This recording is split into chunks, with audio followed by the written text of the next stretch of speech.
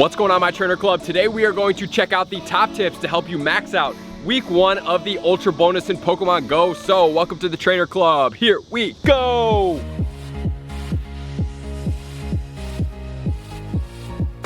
Welcome back, everybody, and get ready for one of the biggest events, if not the biggest event, depending on who you're asking and what your preference is, of the absolute Pokemon Go career. So today what we're gonna check out is my top tips to number 1, help you get maxed out, number 2, take full advantage, and number 3, make sure you're not missing any pieces in each week during the Ultra bonus. But this time we're gonna focus on week 1 because we are going to, number 1, start with the week 1, and then we're gonna kind of foreshadow a little bit of what our resources best allocated are going to be if you decide to allocate your resources. So today we're gonna check out everything that has to do with the Johto Ultra bonus week 1 in Pokemon Go to make sure you catch these shinies, you hatch what you need to hatch if you need to hatch it, and you raid what you need to raid if you need to raid it. So let's get right into the tips right now so you can max out on the Johto week. So starting today, September 2nd, all the way until the 9th, a week period is going to be the Johto week. So we have 1 p.m. Pacific time, 4 p.m. Eastern, 3 p.m. Central,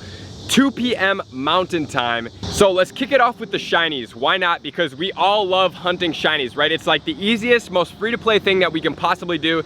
Get out there and catch Pokemon.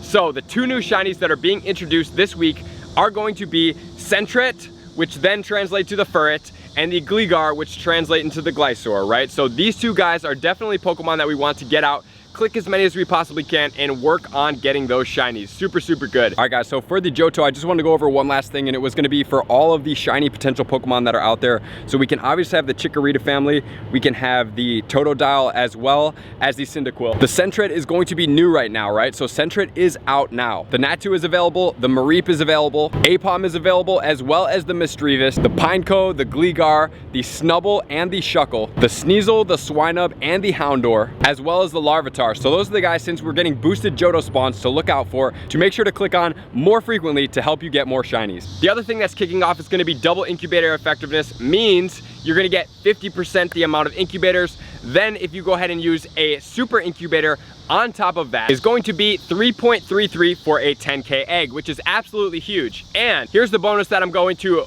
kind of put a clause around. If you already have these letters, you already have these unknowns, you've been to a Go Fest, you don't need any of these letters. I would suggest slightly shying away for going gung-ho to hatch these guys. However, if you're a player that has not had the chance to go to a Go Fest, to a Safari Zone, or any type of different event that Pokemon Go puts on that is going to have the unknowns at it, this may be your time to shine, because we have unknowns hatching from 10K eggs, which are said to be rare, but with 3.33 kilometers on a super incubator, which I would save the super incubators for the 10Ks. Meaning also you're gonna have to clear out your eggs before you get more eggs to get these super incubated 10Ks. They haven't said, but I'm hoping that these eggs are going to be a little bit more increased. Besides just getting the ULTRA or A, which if you do get one of them, you can always trade them with a friend. Like let's say you get 2 U's, your friend gets 2 R's, you can always trade them and unlock them, right? So that's definitely one of the ways you can do it. The other thing that I would point out here is that you're gonna be doing, if you're doing a lot of these hatches, you're gonna be getting a decent amount of Stardust. And pretty rapidly, because 3.33 on a super incubator. So allocate the super incubators for the 10Ks or 7Ks. Take the regular infinite incubator and definitely always use it on the 2Ks and the 5Ks, right? Because then you're looking at 1 or 2.5. If you want to pull these super incubators down, you can. But just remember, guys, here's one of the tips that's going to get us to the next event next week, right? Is going to be, we're going to be hatching the ability to have the shiny regionals in the eggs. So what I would suggest doing is not going gung-ho unless you ultra really need a unknown, right? Like, they're cool, it's great to have them in your Pokédex, but they are absolutely non-functional. They don't do anything. They are pretty valuable for trade, but in specific, the exclamation point and the question mark are more in value than just the ULTRA or A. So if you have the unknowns, we're gonna have double the incubator effectiveness throughout this entire 3 weeks. What I would suggest doing is just saving up coins, doing the gyms, right? Every single night, you wanna get those 50 coins, putting your Pokemon in at the 10 p.m., 8 p.m., 9 p.m. spot that you know it's gonna go over for 8 hours for the night. You're gonna then get kicked out in the morning and get your 50 coins every day to keep allocating some of those resources. And then we're gonna go gung-ho for these shiny regionals because number one, they're gonna be super valuable. They're gonna be rare. You definitely want to have that. And it's gonna do a great deal of trade leverage for you guys if you hatch multiple of them. So along with the eggs, guys, make sure to number one, have your adventure sync turned on at all times. If you have an iPhone or an Android and you have low power mode on, it's going to negate the ability to use adventure sync.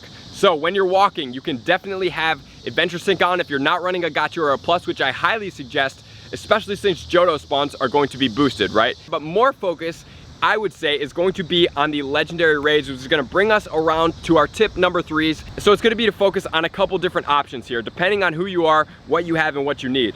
Number one, Raikou is pretty much the best electric attacker in the game. I know some people have talked to me about Electivire having more DPS, but DPS times TDO, Raikou sits at the top, meaning he's the best electric attacker. If you guys want to see my video that explains everything, definitely go and check it out up here. Entei being the second best fire attacker, still pretty viable. Suicune, just way down on the list, okay? So if you don't have any specific shiny, I would say to focus on that. Hopefully this week during raid hour, on Wednesday, we will have all of them live and active at every gyms. But we're gonna be splitting our time. So what I would suggest doing, which we'll get to the 100% IVs and the counters in a second to make sure you guys are souped up and ready to go. You wanna focus on, if you have everything, focus on the Raikou the most because it's the most effective and it's going to sit at the most effective for the longest duration. Entei, yeah, he's pretty good. His shiny's really cool, but he's not the number one fire attacker. Suicune, once again, shiny is cool, but he is way, way far down as far as the water attacker goes. He holds no viability except for having a shiny beast form. So focus on the Raikou. Let's get into my top counters, including the 100% IVs right now. If you guys want the entirety of it, including the catch guides, the raid guides, and the best of the best videos, definitely check out my playlist up here. If you have anything specific, you're like, oh, where does Entei match up? Oh, where's Raikou sitting at? Should I power a Raikou up?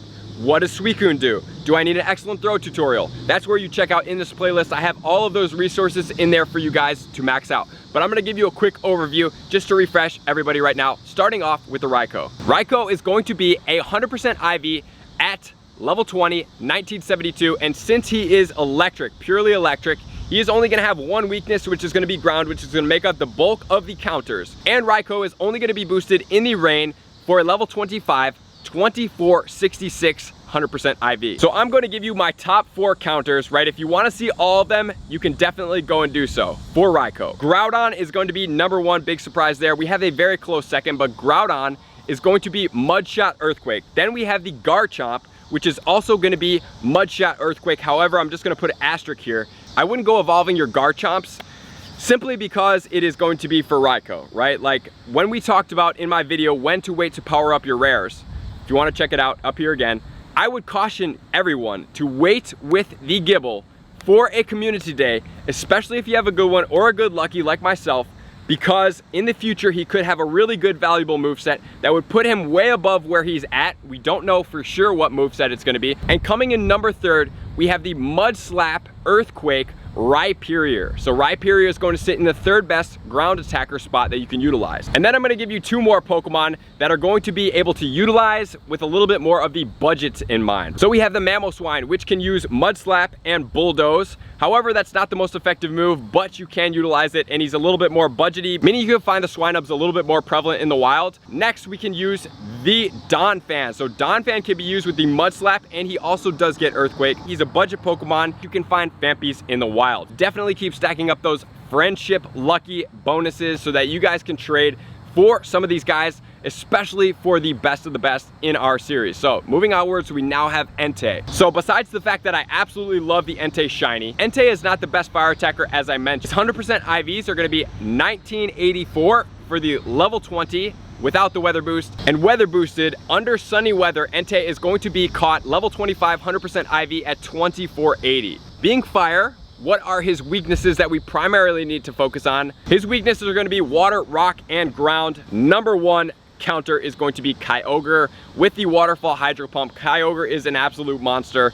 Easily one of my favorite, and he gets Iron Head, so that's one thing that you may want to watch out for the rock attackers. That's why Kyogre is going to be the primary best attacker that we can use. But now we have the Rampardos with the Smackdown and the Rock Slides. Rampardos is an absolute beast, a little bit more glassy, especially if he's going to have Iron Head as one of his charge moves. The third best is going to be the Swampert with the Water Gun Hydro Cannon, followed closely second by the Feraligatr with the Waterfall Hydro Cannon. Both of those guys are going to be Community Day movesets, so if you don't have one, you can either trade for one. I would suggest doing it for a lucky trade in the shiny form, or you can wait until December to evolve one that you already have, but don't pressure yourself and try to get the Hydro Pump.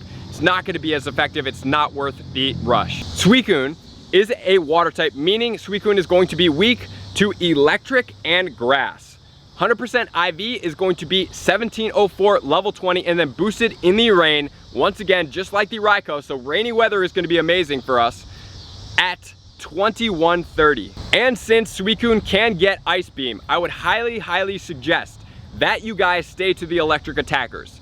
Number 1, we have Reiko with the Thunder Shock Wild Charge combination. In number 2, we have the Magnezone with the Spark and Wild Charge. Number 3, we have the Electivire with the Thunder Shock Wild Charge combination. Then we have the Zapdos, which is somewhat questionable with the Ice Beam, with the Thunder Shock Thunderbolt, and then you can also use the Tangrowth. But the one thing that I'm gonna caution you guys is because of the Ice Beam, the Suicune does bring the Ice Beam out, it's gonna be a little bit difficult to handle, but if you do choose to use it, Vine Whip Solar Beam combination. There are also other grass attackers that are good that you guys can check out as well. You guys are prepped and ready, right? We're focusing on the Raikous. Rainy weather is a great time to raid the Raikous and the Suicunes because you're gonna get them boosted. If it is sunny out, it's a great time to raid the Enteis. As far as the shiny goes, the partly cloudy weather is gonna boost the Sentrets, and the sunny and windy weather is gonna boost the Gligar. So if you guys wanna get out there under weather boosted conditions to see more of them, those are the conditions that you're gonna look for. Those are the conditions that you're gonna raid for. So wrapping this all up for you guys, what are my main focuses? If I didn't go over it clearly enough, number 1, focus on the shinies. Number 2, I would say the raid Pokemon. Because the Raikou is so powerful, the shinies are awesome. They're semi-rare. I would suggest stacking up on a little bit. I wouldn't go too gung-ho raid crazy because we have a better raid that's gonna be coming around the corner in a week 3 for the Mewtwo. But what I would focus on is if you do not have the unknowns or you need one of those letters, you can definitely hatch those. If you don't go crazy over it, try to get at least 1 or 2, maybe a double of 1 letter, whatever it is for you. Don't freak out, find somebody else that has one of the other letters and trade for them so that you guys can both mutually benefit each other, right? So that's the best way that you guys can maximize. And then make sure to put on those star pieces when you're incubating. Make sure to use your super incubators effectively on the 10Ks and maybe the 7Ks, but the 7Ks are gonna come very useful in week number 2 for the shiny regionals. So that's gonna do it, guys. I hope you guys have a blast. I'm gonna throw one more bonus in with you guys. Make sure to check out the Marills as well as the Sneasels, because the Sneasels have a shiny form. Weavile's pretty good, but he's got the shiny, which is what we're mostly focused on.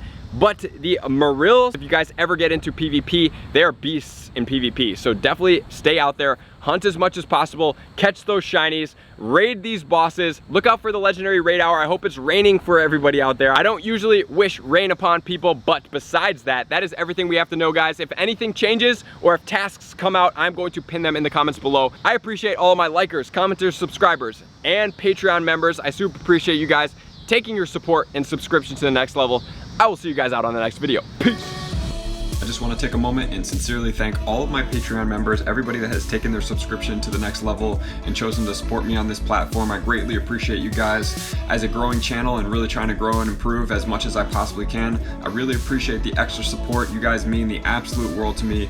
I cannot wait to connect with you soon, and I appreciate you guys all for being a part of the Trainer Club. I will see you guys out on the next video.